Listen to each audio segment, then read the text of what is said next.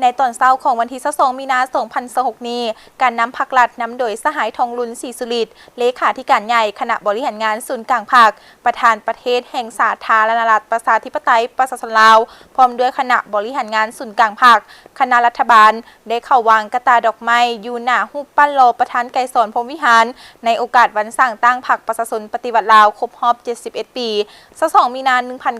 1955 22มีนา